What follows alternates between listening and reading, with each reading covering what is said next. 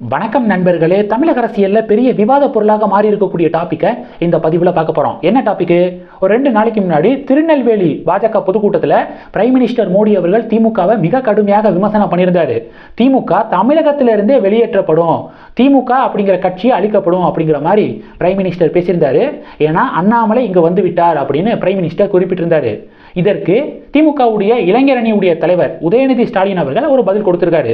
என்ன பதில் கொடுத்திருக்காரு அப்படின்னா, பிரதமர் மோடி அவர்கள் தமிழ்நாட்டிலே தங்கி பரப்புரை செய்தாலும் ஒரு தொகுதி கூட பாஜகனால ஜெயிக்க முடியாது.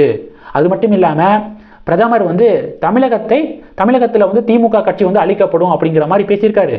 பிரதமர் மட்டும் கிடையாது, அவருடைய தாத்தாவே வந்தாலும் திமுகவை தொட்டு பார்க்க முடியாது அப்படின்னு சொல்லிட்டு உதயநிதி ஸ்டாலின் அவர்கள் குறிப்பிட்டிருக்காரு. அடுத்து பார்த்தீங்கன்னா, 70 வருடங்களாக திமுகவை அழிப்பேன் அப்படின்னு சொன்னவங்க தான் அழிந்து போயிருக்காங்க, திமுக அழியலை அப்படின்னு சொல்லிட்டு உதயநிதி ஸ்டாலின் அவர்கள் குறிப்பிட்டது அந்த வீடியோ சமூக வலைதளத்தில் வைரலாக ஷேர் ஆகுது. இதற்கு தமிழக பாஜகவுடைய மாநில தலைவர்கிட்ட செய்தியாளர்கள் கேள்வி எழுப்பியிருக்காங்க. இது மாதிரி உதயநிதி ஸ்டாலின் அவர்கள் மோடி அவர்களுடைய தாத்தாவே வந்தாலும் திமுகவை தொட்டு பார்க்க முடியாதுன்னு சொல்லியிருக்காரு, அது குறித்து உங்களுடைய பார்வை என்ன அப்படின்னு சொல்லிட்டு கேள்வி எழுப்பியிருக்காங்க. அதற்கு அண்ணாமலை கிட்டத்தட்ட 1.5 நிமிஷம் ஒரு விளக்கம் கொடுத்திருக்காங்க. அது விளக்கம்னு சொல்ல முடியாது, ஒரு பெரிய ஒரு பதிலடி கொடுத்திருக்காரு. இது திமுகவுக்கு ஒரு பெரிய ஒரு கடுப்பையும் ஷாக்கையும் ஏற்படுத்தியிருக்கு அப்படிங்கிற ஒரு அப்டேட்டை பார்க்குறோம். அப்படி அண்ணாமலை என்ன சொல்லியிருக்காரு அப்படின்னா, யார் உதயநிதி மோடி அவர்களுடைய தாத்தாவை பற்றி பேசுறதுக்கு இவருக்கு என்ன அருகதை இருக்கு?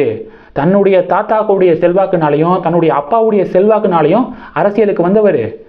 தாத்தாவுடைய பேரையும் அப்பாவுடைய பேரையும் எடுத்துட்டா இவருக்கு 2 ஓட்டு கூட விழுகாது அப்படின்னு சொல்லிட்டு அண்ணாமலை பதிலடி கொடுத்திருக்காரு. அடுத்து என்ன சொல்லியிருக்காரு அப்படின்னு பார்த்தீங்கன்னா, உதயநிதி ஸ்டாலின்னா மோடி அவர்களுடைய கால் தூசி இருக்கு பார்த்தீங்களா, அந்த தூசி கூட இல்லை, மோடி அவர்களுடைய கால் நகத்தில் இருக்கக்கூடிய அழுக்குக்கு சமம் கிடையாது உதயநிதி ஸ்டாலின் அவர்கள் அப்படின்னு சொல்லிட்டு ஒரு பதிலடி கொடுத்திருக்காரு. 3வது என்ன சொல்லியிருக்காரு அப்படின்னா, இவர் ஒரு ஃபெயில்டு ஆக்டரு, தன்னுடைய படத்தில் சந்தானம் நடிச்சாருன்னா சந்தானத்தை பார்க்கறதுக்காவது கூட்டம் கூடும், அப்படி அது மூலமாக நம்மளும் கொஞ்சம் ஃபேமஸ் ஆகிக்கலாம் அப்படின்னு சொல்லிட்டு நடித்தவர் தான் இவர்.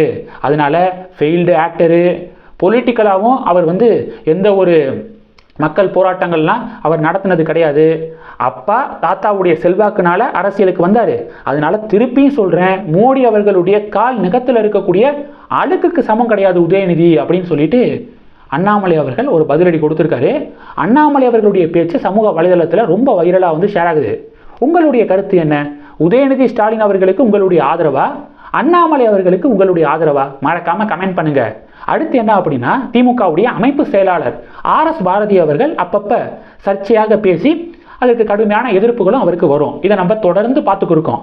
இப்போ பார்த்தீங்கன்னா, அதே மாதிரி திமுகவுடைய ஒரு பொதுக்கூட்டத்தில் அவர் பேசினது பெரிய ஒரு சர்ச்சையாக மாறி இருக்கு. அப்படி என்ன பேசியிருக்காரு அப்படின்னா, மோடி அவர்கள் திருநெல்வேலி பொதுக்கூட்டத்தில் பேசினார் பார்த்தீங்களா, அது குறித்து தான் விமர்சனம் செய்யக்கூடிய வகையில் RS பாரதி அவர்கள் பேசுகிறாரு.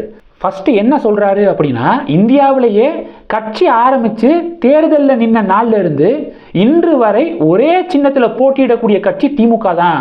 1957 தேர்தலாக இருக்கட்டும், 62 தேர்தலாக இருக்கட்டும், 67 தேர்தலாக இருக்கட்டும், 2021 சட்டமன்ற தேர்தல் வரைக்கும் உதயசூரியன் சின்னத்தில் போட்டியிட்டோம்.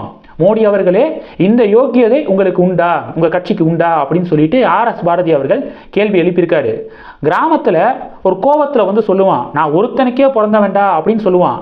அது மாதிரி அரசியல்ல சொல்லக்கூடிய யோக்கியதை திமுக காரனை தவிர யாருக்கும் இல்லை அப்படின்னு சொல்லிட்டு RS பாரதி அவர்கள் குறிப்பிட்டிருக்காரு. RS பாரதி அவர்கள் என்ன சொல்ல வர்றாருன்னா, 1957 தேர்தலில் இருந்து இப்போ வரைக்கும் ஒரே சின்னத்தில் போட்டியிட்ட கட்சி திமுக தான் அப்படின்னு சொல்லிட்டு குறிப்பிட்டிருக்காரு. இப்போ இதுதான் ஒரு பெரிய விவாத பொருளாக மாறி இருக்கு. பாஜகவினர் உடனே என்ன ஒரு செக்கை வைக்கிறாங்க அப்படின்னா, 1957 தேர்தலையும் உதயசூரியன் சின்னத்தில் போட்டியிட்டீங்களா? இல்லையே, நீங்கள் ஃபர்ஸ்ட் கட்சி ஆரம்பித்தது 1949, தேர்தலில் சந்திச்சது ஃபர்ஸ்ட் தேர்தல் நீங்கள் சந்திச்சது 1957. இந்த 1957ல் பல சின்னங்களில் நீங்கள் உங்களுடைய வேட்பாளர்கள் போட்டியிட்டாங்க. அண்ணாதுரை இருக்காரு பார்த்தீங்களா, திமுகவுடைய தலைவர் அண்ணாதுரை அவர்களே சேவல் சின்னத்தில் தான் போட்டிட்டாரு. கலைஞர் கருணாநிதி அவர்கள் தான் உதயசூரியன் சின்னத்தில் போட்டிட்டாரு.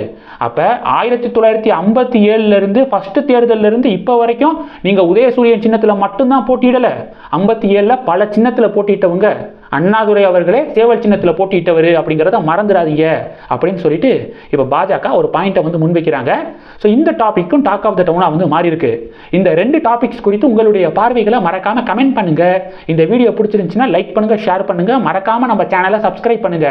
மேலும் நம்ம சேனலுக்கு சப்போர்ட் பண்ணணும் அப்படின்னு ஆசைப்பட்டீங்கன்னா நான் பேசக்கூடிய வீடியோக்கு கீழே நன்றி அப்படிங்கிற ஆப்ஷன் இருக்கு. அதை கிளிக் பண்ணி உங்களால் முடிந்த தொகையை சேனல் வளர்ச்சிக்காக கொடுத்து உதவி செய்யலாம். இல்லை ஜாயின் பட்டனை கிளிக் பண்ணி நம்ம சேனலுக்கு மெம்பராக வந்து ஆகலாம். நன்றி. ஜெய் ஹிந்த்.